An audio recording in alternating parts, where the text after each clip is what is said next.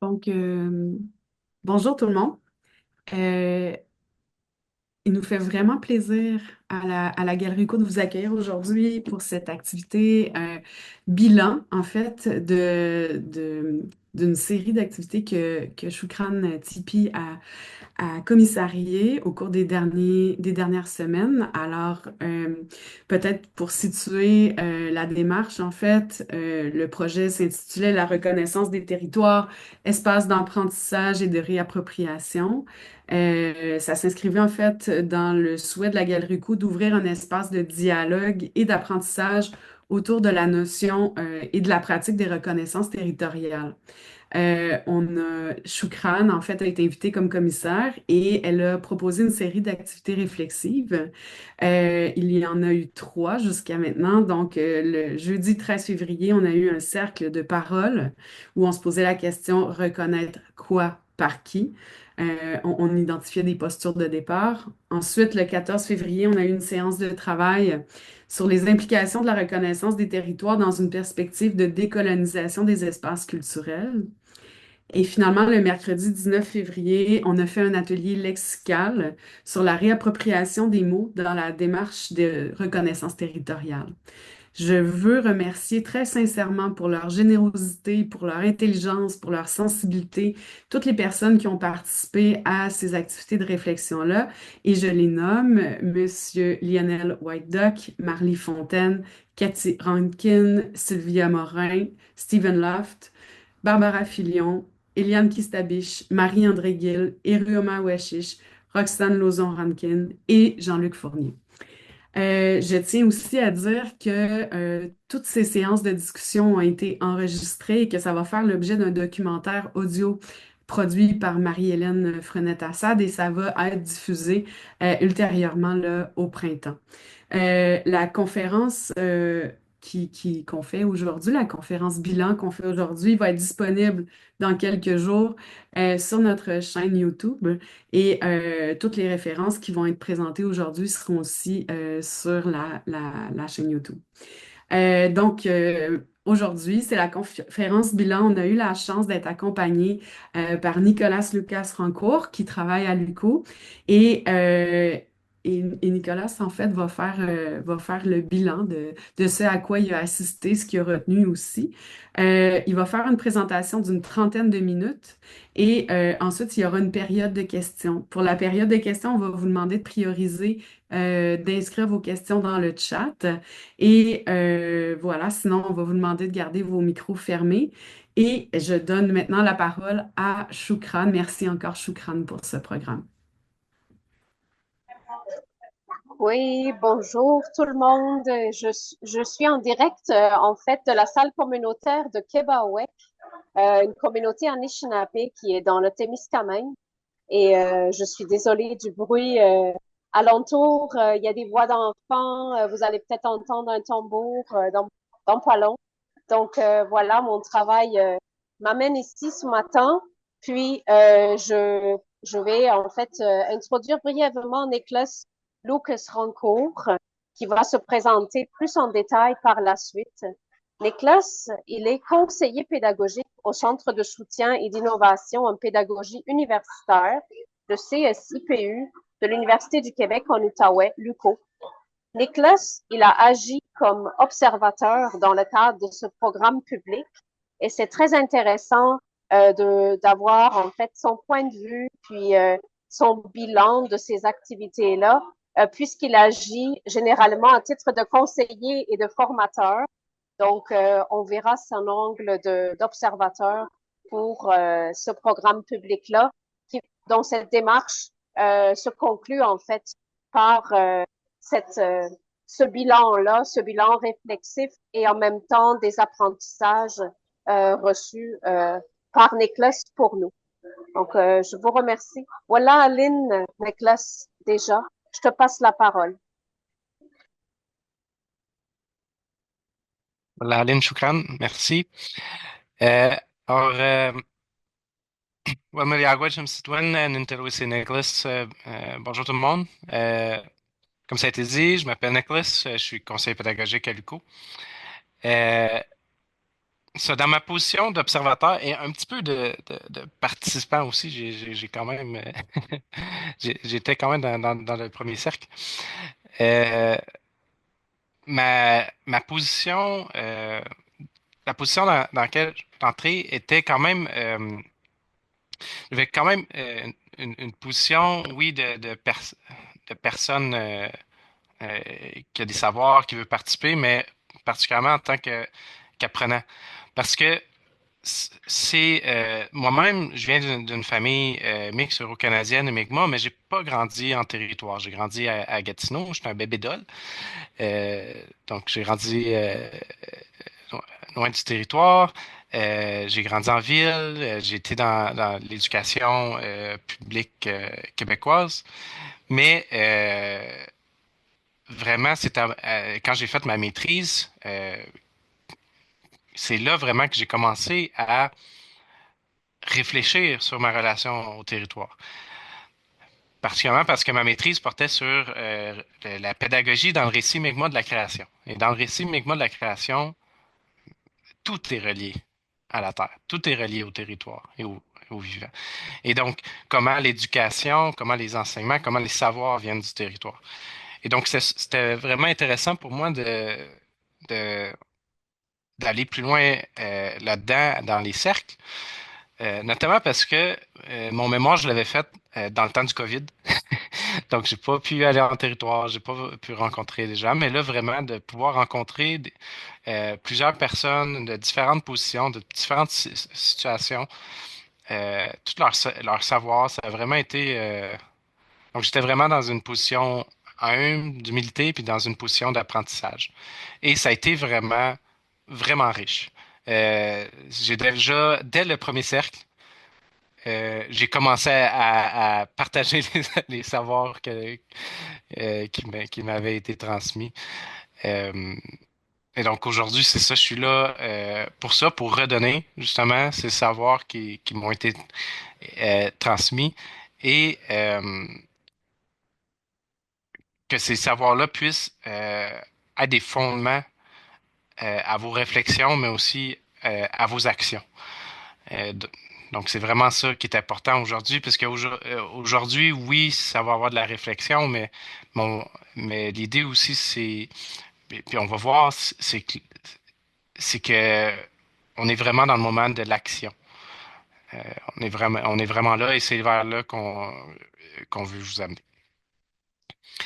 Euh, donc, c'est ça. Aujourd'hui, j'approche vraiment. Je vais ressortir qu'est-ce que moi, j'ai vraiment ressorti, quels enseignements que j'ai ressortis de là. Euh, je vais vous proposer un peu les, les, les, les concepts, les réflexions qu'on a, mais aussi proposer les actions que les gens ont fait mention et aussi dans euh, quelles approches vous pouvez prendre dans vos milieux, particulièrement si vous êtes enseignant-enseignante. Donc, je vais maintenant partager mon écran.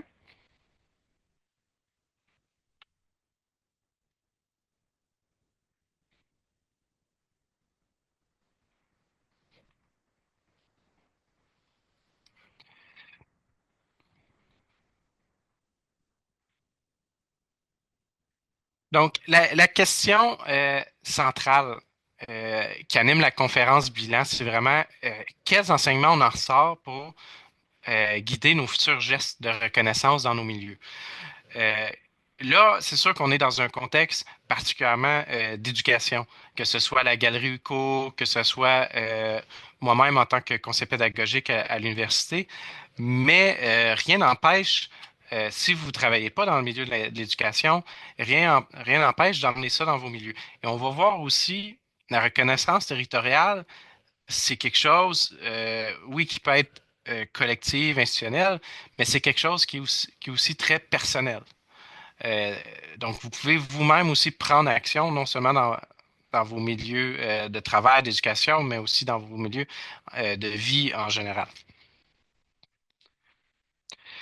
avant même de se poser la question, c'est quoi la reconnaissance territoriale, qu'est-ce que ce dont on a parlé en premier, c'est vraiment, ben, c'est quoi le territoire? Qu'est-ce qu'on entend par territoire?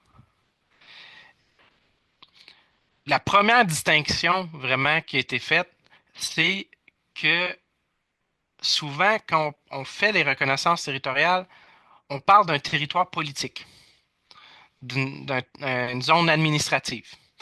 Euh, donc, on va parler, par exemple, des terres non cédées de la nation Anishinaabe. Donc, on associe ça à une population.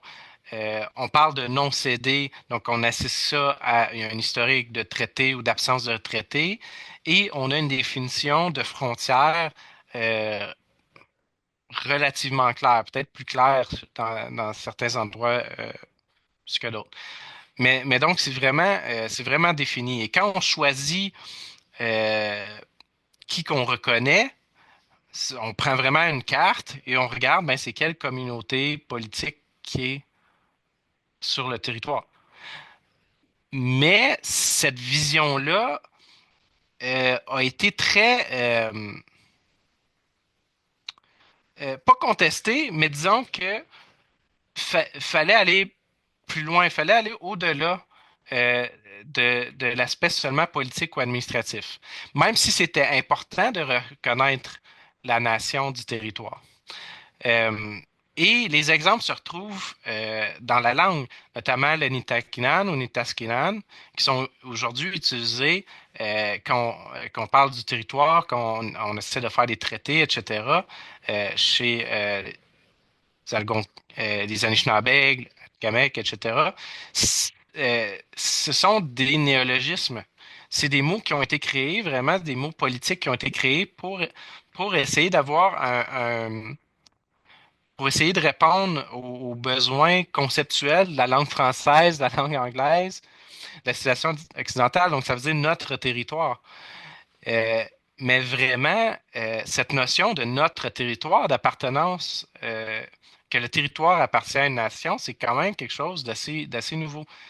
En fait, il faut vraiment redéfinir notre vision du territoire, vraiment prendre le territoire dans son ensemble, tout ce qu'il inclut, l'eau, l'air, tout ce qui vit, les animaux, les plantes, et reconnaître le territoire comme une entité vivante en soi. Et là, c'est là qu'on s'éloigne vraiment du politique et de l'administratif. Donc, c'est là aussi qu'on va voir l'importance de la relation avec le territoire. Donc, une relation avec une entité vivante et avec un écosystème complet.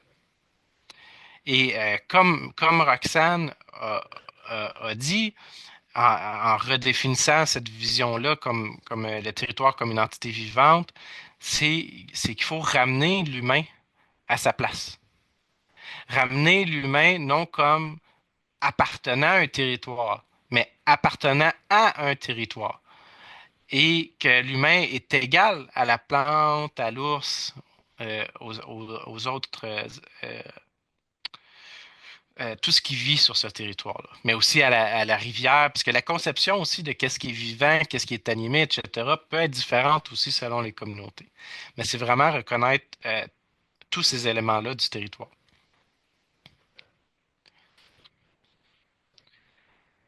Il faut redéfinir, donc ça nous amène à redéfinir notre relation avec les territoires. Comme le territoire n'est plus seulement politique, administratif, comme le territoire est égal à nous, comme nous, on est né du territoire, c'est pas nous euh, qui contrôle le territoire. Et ça m'amène ça me rappelle notamment Vanessa Watts, qui est une académicienne d'Anishinaabe Mohawk, qui disait que dans le fond, les humains, on est juste des extensions de la mère Terre. Notre agentivité est tirée d'elle. Donc, euh, euh, c'est absurde de penser qu'on la contrôle. Et donc, cette relation-là, cette redéfinition du territoire, justement, il ne faut pas voir comme territoire qu'on aménage à notre gré, mais vraiment comme une source de bonheur, une source de guérison individuelle ou collective, de fierté, de personnalité, de culture et d'identité. Marlie donnait l'exemple pour personnalité. Elle disait, dans son expérience, les Inuits sont assez silencieux, introvertis. Mais ça serait, selon elle, ça viendrait du territoire. Quand tu marches dans la forêt, tu es silencieux parce que tu ne veux pas déranger. Et donc ça va avoir un impact important sur la personnalité. C'est aussi une source de culture, que ce soit la culture matérielle, mais aussi toutes les adaptations qu'on fait par rapport à ce territoire-là. Des groupes qui ont les mêmes ancêtres, par exemple les Anishinaabeg, les Atikamekw, les Mi'kmaq, qui sont du même groupe linguistique, vont avoir des cultures différentes parce que leur relation avec le territoire va être différente, parce que le territoire va être différent. Les histoires vont être différentes. Même si on voit les mêmes fondements dans les mêmes récits, les récits vont peut-être avoir différents animaux, vont peut-être avoir différents lieux géographiques euh, de mentionner. Et vraiment, tout provient du territoire. Notre survie et notre vie vient du territoire. C'est une pharmacie, c'est une quincaillerie, c'est une épicerie. De là qu'on construit, c'est avec les éléments du territoire qu'on construit nos moyens de transport pour se déplacer sur le dit territoire, comme les canaux, les raquettes. Et, euh, et on peut vraiment euh, tout trouver. Et comme Roxane a mentionné dans une autre conférence qu'elle avait donnée, par exemple, dans l'orignal, on retrouve tout dans l'orignal pour s'occuper de l'orignal. Si on veut tanner sa peau, ben, son cerveau, c'est la bonne quantité de cerveau pour tanner la peau de l'orignal. On peut retrouver tous les outils, dans l'orignal, on peut tout trouver, qu'est-ce qu'on a besoin. Et, et on voit dans la culture les marques de respect qu'on a envers le territoire par rapport à comment on l'utilise aussi. Euh, Par exemple, Yann Kistabich, tu mentionnais que on faisait des vêtements avec, par exemple, les peaux d'animaux. On essayait de les rendre le plus beau possible pour honorer et respecter l'animal. Non seulement je l'ai tué parce que ça nécessitait pour ma survie comme vêtement, mais je vais essayer de le rendre le plus beau possible. Le territoire est aussi notre enseignant. Et ça a été mentionné maintes et maintes fois. Et c'est quelque chose qu'on voit aussi dans le récit Mi'kmaq de la création, où Glooskap, qui est le créateur des Mi'kmaq, mais aussi le premier enseignant, prend ses enseignements du territoire, mais aussi quand il rencontre des personnes comme sa grand-mère, son neveu ou sa mère, ces gens-là, c'est explicité dans le récit, proviennent des éléments de la nature. Et donc, on voit vraiment, même si c'est de façon peut-être métaphorique, allégorique, que les savoirs que ces gens-là donnent, ben, dans le fond, proviennent du territoire. Et donc, on a une responsabilité donc, envers ce territoire-là. Et encore une fois, le territoire dans son ensemble. Et on doit le respecter, on doit le considérer d'égal à égal. On a des obligations aussi envers ce territoire-là, des protocoles à respecter, des façons de faire, certains comportements, et on doit le traiter avec dignité. Un exemple que Roxane donnait, c'était que quand elle va dans le territoire, dans la forêt, elle se présente, elle se nomme auprès du territoire. Parce que c'est une prise de contact, c'est un contact. Elle se nomme, elle se présente, elle honore le territoire, elle nomme le territoire et elle lui donne du tabac. Donc ça, c'est un exemple d'un protocole qui montre le respect, la relation qu'elle a avec ce territoire-là. Elle ferait la même chose avec un autre être humain, elle se présenterait, etc. Donc, c'est vraiment important quand on parle de reconnaissance territoriale qu'on ne s'arrête pas au territoire en tant qu'objet politique ou administratif, mais bien qu'en tant qu'entité vivante, laquelle on a une relation respectueuse et réciproque. Et donc là, déjà, ça devrait déjà vous amener des réflexions. Si vous êtes habitué d'entendre des formulations de reconnaissance territoriale, nous sommes situés sur le territoire non cédé de la nation Anishinaabe, et et vous arrêtez là, déjà vous devez commencer à vous poser des questions. OK, ben c'est peut-être pas assez. Comment je peux reconnaître un territoire qui est si important, un territoire avec toute cette vie-là, un territoire avec lequel je suis égal, que j'ai des obligations. Donc, c'est vraiment, devrait déjà avoir certaines réflexions ici. Alors maintenant qu'on a parlé de comment les gens ont redéfini le territoire, mais en même temps, c'est pas tellement redéfinir parce que c'est des savoirs, des philosophies, des visions du monde qui sont très anciennes. C'est plus peut-être les ramener dans le discours dominant. Mais maintenant, c'est quoi reconnaître? Et ça, c'est quelque chose aussi, Shukran notamment, elle amenait beaucoup. Reconnaître, et on le voit dans comment le titre a été fait, on a séparé le re du connaître. C'est quoi connaître le territoire? C'est quoi reconnaître le territoire? Euh,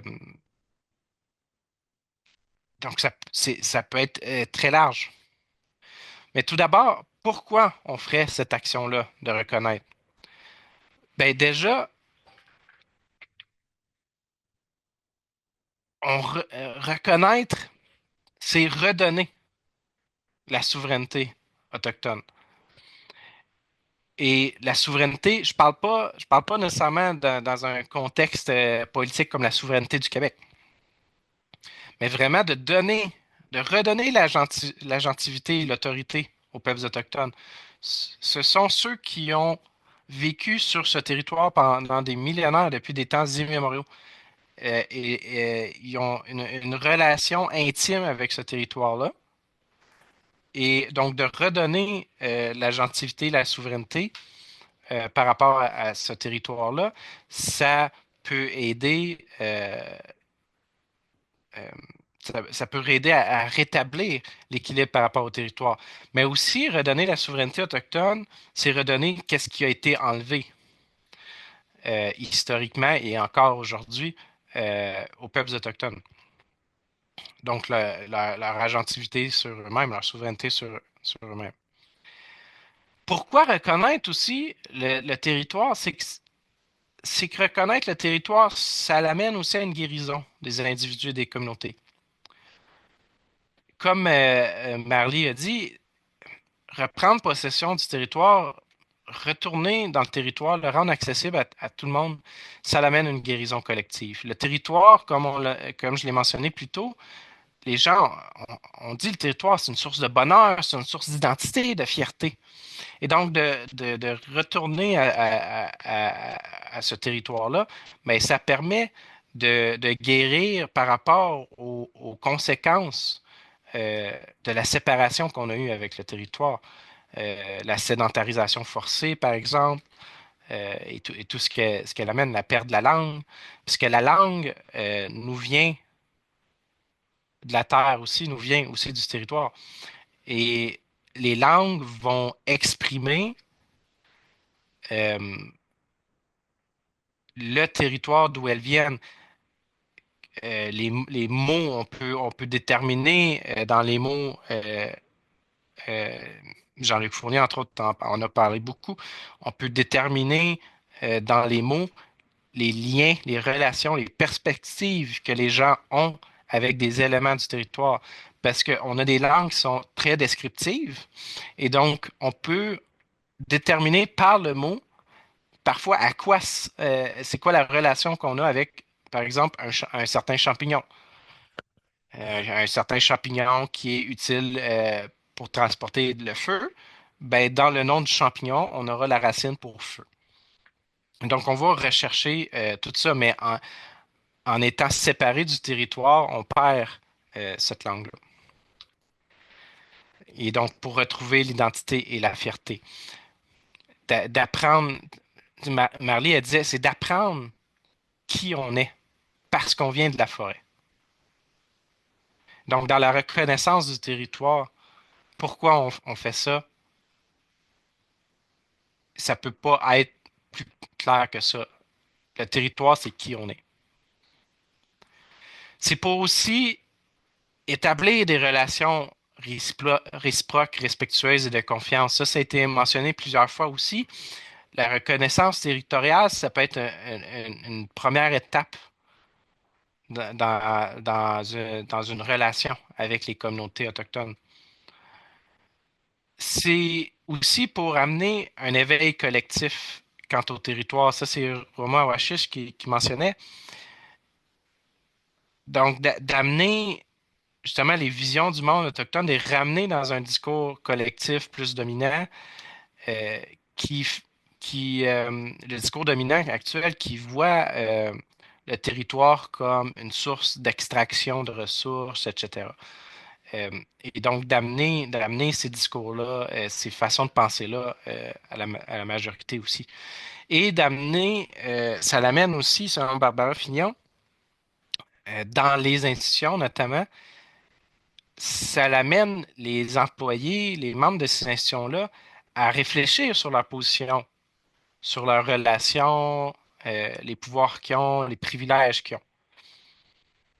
Si on pense à une université, notamment, euh, si on pense aux cadres, aux professeurs, c'est des gens avec quand même beaucoup de privilèges, que ce soit socio-économique ou autre. C'est des gens euh, les professeurs, entre autres, c'est des gens euh, que leur voix porte sur beaucoup de gens. Ils ont accès à beaucoup de gens. Euh, et donc, amener ces personnes-là à réfléchir sur les relations, c'est déjà une bonne étape. Et qu'est-ce qu'on reconnaît? Ben, comme on a dit tantôt, on reconnaît le territoire, mais vraiment dans son entièreté, dans qu'est-ce qu'il est. Et ça, on le voit quand vous assistez à des événements vraiment menés par les Autochtones. Il y a des reconnaissances territoriales, mais sont très différentes. Généralement, ces reconnaissances territoriales-là, dans le fond, c'est les prières. C'est les prières qui remercient la terre, qui remercient le vent, etc. Donc, c'est un peu ça aussi. Mais c'est aussi, et là, on revient dans le politique aussi, c'est la reconnaissance de l'histoire du colonialisme et de ses impacts. Comme Cathy Rankin dit, c'est important de comprendre l'histoire, ses impacts chez les Autochtones, mais aussi leur philosophie, leur vision du monde. Mais aussi, il faut reconnaître notre relation avec le territoire, que ce soit de façon individuelle ou institutionnelle. C'est quoi la relation que vous avez avec le territoire? C'est quoi la relation que l'Université du Québec a avec le territoire? Que ça soit historique, que ça soit contemporain, mais en ce moment, mais aussi qu'est-ce que vous peut-être espérez dans le futur que cette relation soit. Et c'est de reconnaître euh, justement cette position d'humilité-là, de nous mettre dans une position d'humilité par rapport au territoire. Et c'est qui doit faire cette reconnaissance-là? C'était pas mal unanime que ce n'est pas aux Autochtones de faire la reconnaissance territoriale dans les institutions notamment. Les communautés autochtones ont déjà leur façon de faire, de reconnaître le territoire dans leur vie quotidienne. Mais dans les institutions, par contre, c'est vraiment aux allochtones de le faire. Et vraiment, de la belle. J'ai tellement aimé c'est de la belle poésie. Ce que Cathy rapporte d'un aîné. Cathy, elle se faisait demander justement régulièrement de faire les reconnaissances territoriales, soit des écrire ou des dire. Mais à un moment donné, il y a un aîné qui a dit, mais c'est quoi tu fais là? C'est pas à toi de faire la reconnaissance territoriale. Toi, tu fais partie du territoire, tu es comme une fleur. Et ça, ça j'ai vraiment aimé ça. Déjà, on voit la philosophie, comme on disait tantôt, on vient du territoire, on fait partie du territoire, etc. Mais on voit vraiment le rôle peut-être des Autochtones ici n'est pas dans la reconnaissance territoriale, mais d'amener les Allochtones à bien la faire et à renouer avec le territoire aussi. Reconnaître le territoire, c'est renouer avec le territoire. Est-ce que c'est quelque chose que les Allochtones ont historiquement fait dans leur territoire d'origine? Est-ce que c'est quelque chose qu'ils ont fait sur ce territoire ici qu'ils ont perdu? C'est à voir, mais clairement, il y a un déséquilibre dans le discours dominant. Euh, et ça me fait penser aussi à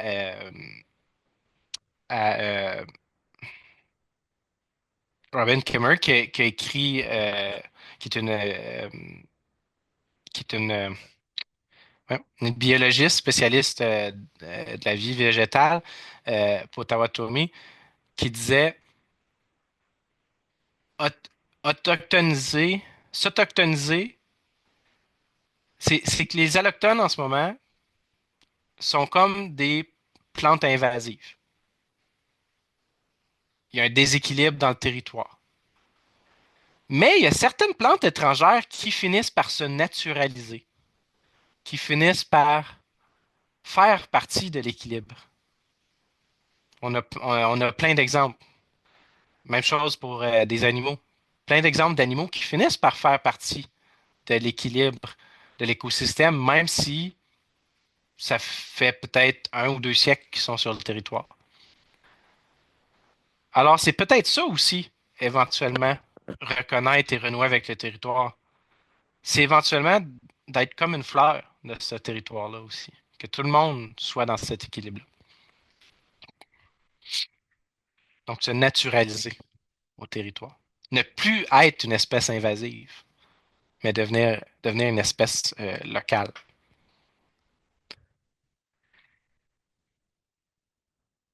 Mais avant d'aller dans les actions, euh, dans le comment, il y a quelques défis qui ont été rapportés par rapport à la reconnaissance territoriale telle qu'elle est faite en ce moment.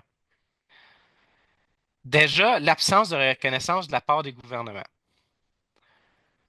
Euh, les gens étaient d'accord, oui, les universités, les collèges, les milieux, les institutions font beaucoup de formules de reconnaissance, etc.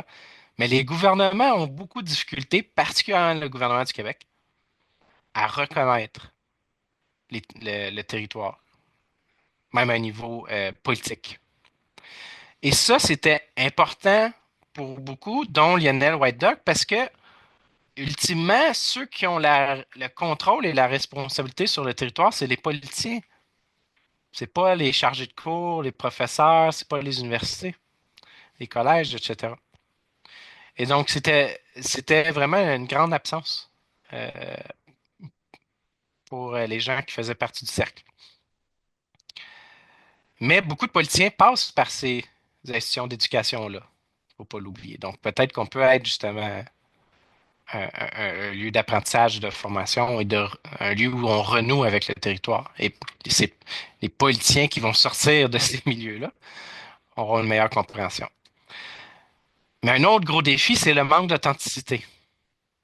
Ça a été beaucoup rapporté aussi. Euh, Qu'on fait une formule euh, sur un papier, une formule qui est pas très, qui représente pas les personnes, les individus qui disent ces formules-là, qui vont pas super loin, qui sont pas critiques. Et dans le fond, la personne ne s'approprie pas cette formule-là, mais va juste faire du par cœur. Et ça, les gens dans la salle vont le savoir, vont le sentir. Et cette action-là, que l'institution peut-être trouve euh,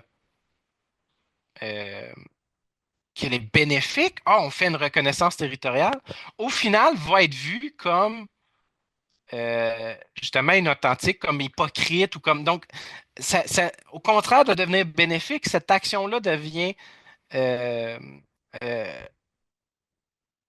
euh, peut peut-être endommager la perception que les personnes autochtones ont ou les relations avec les groupes autochtones. Surtout si ça fait plusieurs années qu'on a la même reconnaissance territoriale et qu'on n'a jamais changé, qu'on n'a jamais fait rien de plus.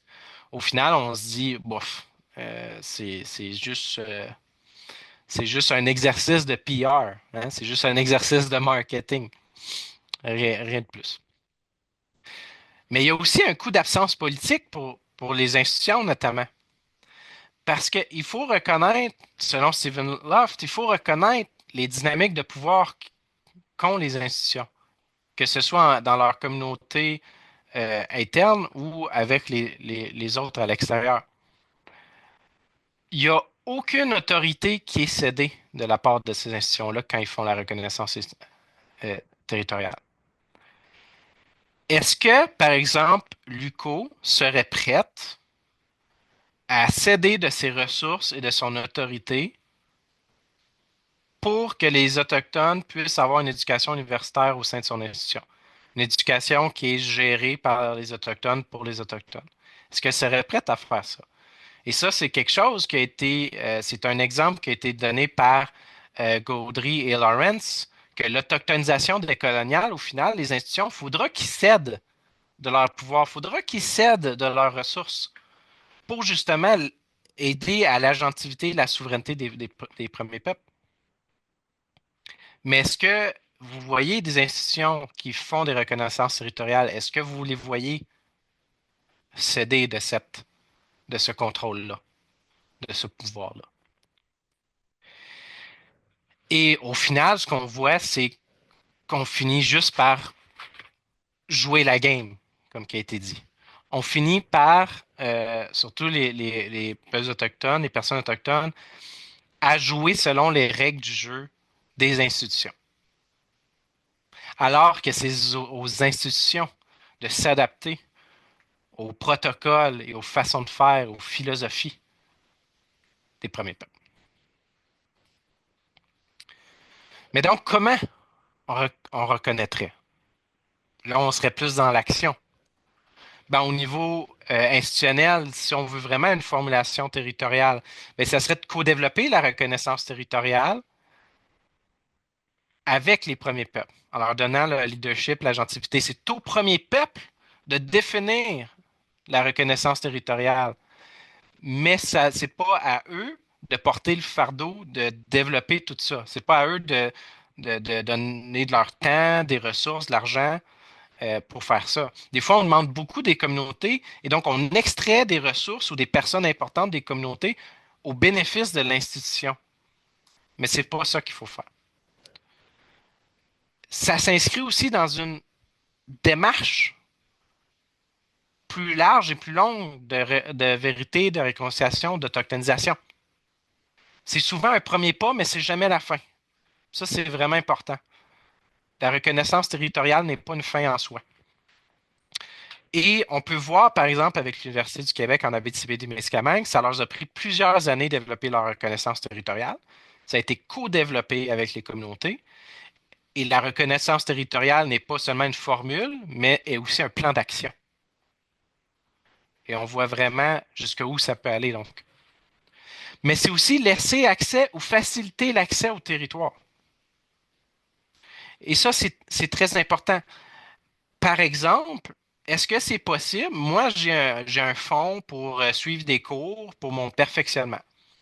Mais est-ce que c'est possible que notamment les employés autochtones de l'institution puissent utiliser ces fonds-là pour aller sur le territoire? Donc ça serait, par exemple, faciliter l'accès au territoire. Est-ce qu'on peut développer des cours, des stages, des enseignements qui sont faits sur le territoire aussi? Facilité de transport, facilité aussi. Est-ce que c'est possible pour les personnes autochtones d'avoir des congés reconnus pour qu'ils puissent aller sur le territoire, se réapproprier leur langue? Est-ce que l'institution pourrait faire ça aussi? Donc ça, c'est au niveau institutionnel des actions concrètes aussi de reconnaissance territoriale. C'est aussi de s'adapter aux façons de faire autochtones et aux philosophies, notamment dans la gestion du temps. Les institutions, souvent, elles veulent des actions reconnaissables, très rapides. Alors que c'est des choses qui peuvent prendre du temps parce qu'il faut établir une relation qui est réciproque. Et ça, c'est aussi important, de s'éloigner de l'extractivisme, mais d'établir des relations qui sont réciproques, qui sont bénéfiques à tout le monde. Et c'est important donc d'agir. Et l'action est toujours au cœur de... À chaque fois que les gens parlaient de la reconnaissance territoriale, il y avait l'action qui était au cœur. Donc, au niveau individuel, bien sûr, c'est toujours cette action-là. C'est toujours de mener cette lutte-là. Est-ce que vous pouvez être des co-conspirateurs, co-conspiratrices dans le crime de la décolonisation? C'est peut-être quelque chose que vous pouvez, une position que vous pouvez prendre. C'est aussi utiliser les langues, les toponymes autochtones. Parce que, comme Marie-André disait, la conception de la vie est incluse dans les langues. Mais aussi, comme ça a été mentionné, les récits, les toponymes, les noms, on peut vraiment voir la relation que les premiers peuples ont avec le territoire à partir de ces langues-là. Adopter aussi une approche qui est authentique et sincère, une approche qui n'est pas extractiviste. Moi, j'ai travaillé notamment dans les sciences de l'environnement, où ce que j'analysais les études qui étaient faites avec les savoirs traditionnels autochtones, et jamais dans les articles, les scientifiques mentionnaient le retour qu'ils font ou qu'elles font auprès des communautés. Bénéfiques, les bénéfices que les communautés ont de ça. Donc, que ce soit dans votre approche de chercheur, chercheuse, personne enseignante ou même individuellement, c'est important d'avoir euh, des relations pérennes. Si vous prenez des savoirs de quelqu'un, est-ce que vous pouvez ouvrir votre espace d'enseignement aux gens de la communauté aussi? Ça pourrait être intéressant. Et c'est important aussi de se décoloniser. Et ça, c'est parce que un des blocages que, par exemple, Cathy a remarqué, c'est que les gens ont de la difficulté à parler de leur cœur. Ils font plus du par cœur que de parler de leur cœur, parler de leurs émotions. On est dans des institutions qui sont extrêmement dans le rationnel, la performance, l'efficacité, etc. Mais comme Cathy dit, les, les, les gens, il faut qu'ils parlent du cœur, puis ils sont pas conscients qu'ils sont colonisés ou qu'ils sont bloqués. Donc, ils doivent se décoloniser parce qu'avoir une relation authentique aussi et sincère, c'est une relation du cœur. Et ça, c'est vraiment important. Et c'est quelque chose qui est rejeté dans les institutions. Et donc, ma conclusion pour tout ça, ben, c'est très difficile de tenter une définition. Je pense pas qu'il y ait une définition vraiment qui peut être faite. On l'a vu, la reconnaissance territoriale, ça dépend de la relation que les gens, que les institutions ont envers ce territoire-là. Ça dépend de la vision que les gens ont. Ça dépend des actions que les personnes peuvent prendre, mais aussi que les institutions peuvent prendre. Donc, c'est vraiment difficile de définir tout ça. Mais pour ce qui est de l'enseignement, comment vous pouvez vraiment intégrer cette approche-là de reconnaissance territoriale? Comment vous pouvez intégrer ces relations-là avec le territoire? Ben, il y a plusieurs approches pédagogiques que vous pouvez prendre. Ça peut être celles qui sont traditionnelles, qui viennent directement des différentes communautés autochtones, mais il y a les approches décoloniales aussi. Dans l'approche décoloniale, on examine vraiment, on essaie de déconstruire ces rapports de force-là qu'on a, que ce soit avec les premiers peuples, que ce soit avec le territoire, etc. Et donc, quand vous faites un enseignement décolonial, c'est un enseignement qui amène les gens à la déconstruction de tout ça et à parler justement du cœur. Les pédagogies aussi du lieu, qui sont land-based, donc d'amener les gens sur le territoire. Vraiment, où ce que vous donnez la place à la terre d'être une enseignante. Mais aussi par les récits, parce que c'est par les récits aussi qu'on voit cette relation avec la terre, qu'il y a des valeurs. Les récits autochtones, c'est le fondement de ces sociétés-là, c'est les valeurs, c'est leur mémoire. c'est leur code de loi, etc. Et donc, par les récits, on peut vraiment se réapproprier la relation avec le territoire. Mais si vous êtes intéressé à aller plus loin, je sais qu'on va partager des ressources qui ont été partagées par les gens dans les cercles, mais moi aussi, je suis disponible en tant que conseiller pédagogique pour vous aider à intégrer euh, ça dans votre pédagogie. On peut vraiment aller dans le concret là, de votre cours, de votre discipline, de votre contenu, de votre personne aussi, de votre personnalité, etc. On peut vraiment aller dans le concret. Là, ici, c'est difficile de vous dire quelles actions spécifiques à prendre dans votre classe parce que chaque contexte est différent, mais on peut vraiment travailler là-dessus. Je vous invite à travailler là-dessus.